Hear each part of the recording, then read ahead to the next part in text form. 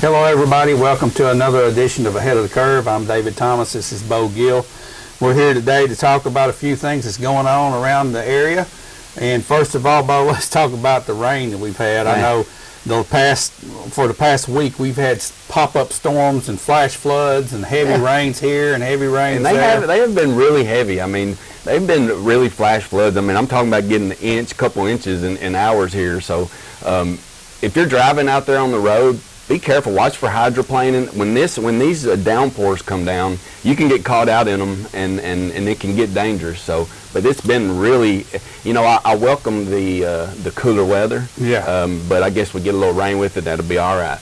Yeah, it's just it's crazy the way it's been happening. They've just been popping up, and it'll be a heavy rain. And then one side of town will get the rain, the other side of town won't. So you never know. You don't. Just got to watch what you're doing. Watch what you're doing. And be careful. Yeah, be careful out there.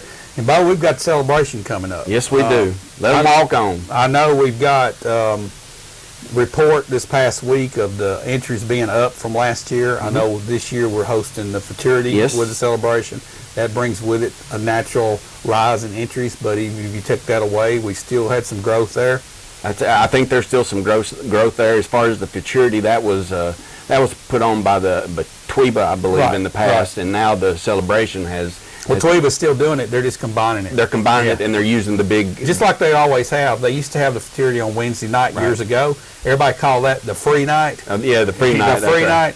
And that's where the young horses are competing. Fraternity is for the young horses. It's the new and up and comers, and it's exciting. Yeah. But they have classified, and they added those classes, which made the increase in entries dramatic, more dramatic than it was. But it is the way I understand there's a few more horses and several more entries. Just if you compare last year to this year, so that's a good sign.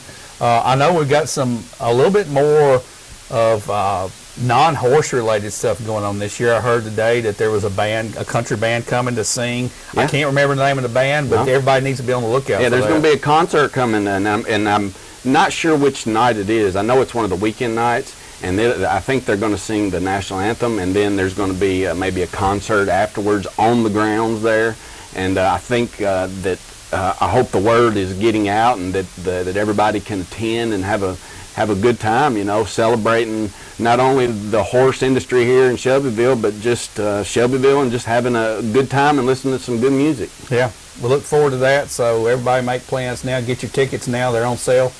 Bo, we got past the election now. Thank goodness. We've got another one coming ahead in November for the city. We're going to start seeing those finalized here around the 18th of August. They're the last day to get their paperwork turned in. So I think the week after that we should know how that's going to shape up. We'll be bringing that information to everybody.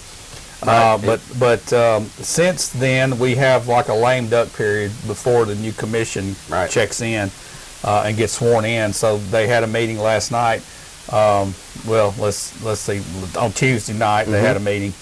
And they had some issues come up. Of course, they went ahead and approved the raises that they had recommended, and according to the study. So they got that part done.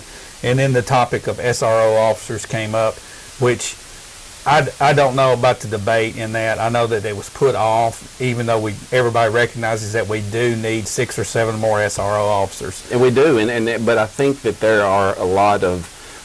I think it needs to be, the way I understood in watching the meeting, it needs to be planned out. There needs to be a better plan. I know one of the commissioners, Brian Ferris, said, where are we going to get these from? Are we going to take 2 off the street? And so there's several things just besides saying, here's some new SROs. There's the funding issue, the planning ahead and funding every year. I don't know how they're going to do that. They've discussed a few ways that seem to be short-term that are not long-term. Selling property and doing stuff like that. Correct.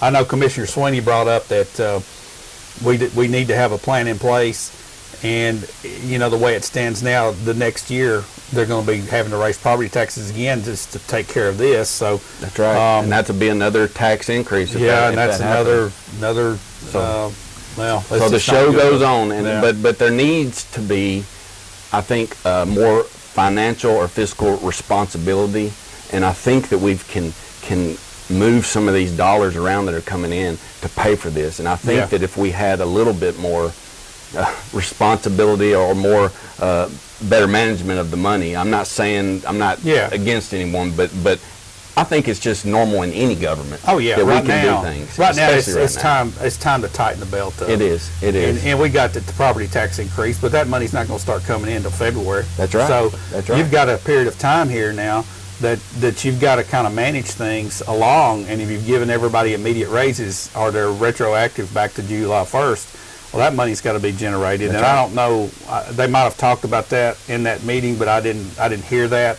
Maybe they've got a plan, so they're going to pull some money from under a rug somewhere. I hope they do. They need a plan. It didn't sound like they had a long-term plan. But let's get one thing clear.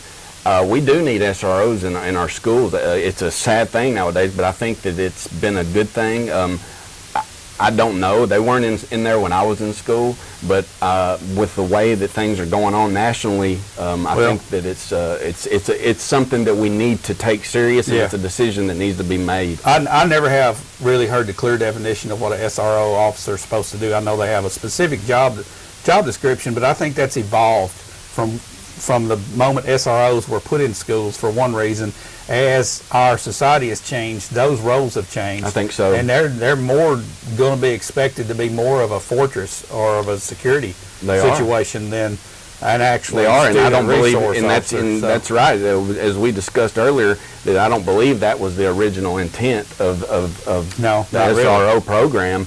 But it does have the visual. You have visibility of a police car, of a police officer there. It does kind of establish, that respect there. But what are their roles there? And then, will we need to add more? We've got growth. We've got a lot of questions that need to be added. And then if they start putting them in elementary schools, then that's a whole nother. Well, that's what they're talking about doing, making sure every elementary school has. And that'll be from the state, correct? Is that? Well, our county's going to be responsible. The sheriff's department will have to do it. So they're talking 6 to 7 to get us up to speed, because most every middle school and high school has it now. Right. But well, I don't think any of the I don't think there's an SRO in an elementary school I don't anywhere. think so. I know the police department here in town tries to drive by. They do walkthroughs. Yeah. They do walkthroughs. So that presence is good, but the presence of a full-time SRO in these schools is not a bad idea for security, for protecting our children. Now, I hope the job description changes to where that's their primary job, because right now, the way things are, those kids are at risk by themselves. Teachers are at risk. All the staff's at risk. And we need to protect our... a responsible person that locks doors, that checks doors, that's just what they have to do. And then, any threats that come along. But, again, in this world and day and time, it's really sad that we've got to talk about that, but that's the way of life now. Yeah. And we need to, if that's the way of life now, then we've got to prepare ourselves. For sure. And I do feel better as a parent when there is an SRO, or I know that the city police are doing a walkthrough through schools. And it gives you a little bit more sense of security. Yeah, for sure, having that presence there. Yes. Well, we got football coming up, Bo. High school football. Sure do. Junior high's already hitting the road, hitting the ground running. So it's early. It seems like we're just right out of summer, and then all of a sudden, I smell a little fall in there when you start saying football and celebration and things like that. So it sneaks up on you. But I'm excited for that. I think we've got a good program here at Sheffield Central. I think that Cascade has made some changes and got some new talent as well as some old, and as well as the community Vikings. I hear good things, and of course we got Webb over there as well. Can't forget about Webb. Yep, they're still young. I think this is their 4th year playing 11-man in the regular process of the TSSAA. Right. And I think that they're gonna continue to get better and better. So I look forward to that. And I know everybody's excited to how that school started for these football teams to get out on the field. But there's just a lot of stuff going on right now, Bo. It seems like right during this celebration time, you got the school kickoff, you got the football going on, and after that, it calms down just a little bit and settles in for a good fall. But I'm looking forward to this cool weather like you talked about. It does, and then the traffic when the celebration comes. The town comes alive. So be a part of it, enjoy it, embrace it. Yeah, we like to moan and groan because the big trucks are in our way, but let's embrace it. Let's be friendly. Let's be Shelbyvillians. Let's be what we're known for here. Southern hospitality, but be ready for it because the crowd will be here before we know it. All right, I want to mention one thing, and it's not a rumor, so I'm not talking that it's a rumor. From what I understand, Pope's Cafe is going to be reopening under new management. Oh, the big news. I recently drove by, and all the window is kind of dark, and there's some work going on, so that's an icon for Bedford County. Yes, it is. It's been on the square since the 40s. And I think that having that getting reestablished and going is going to be a little atmosphere.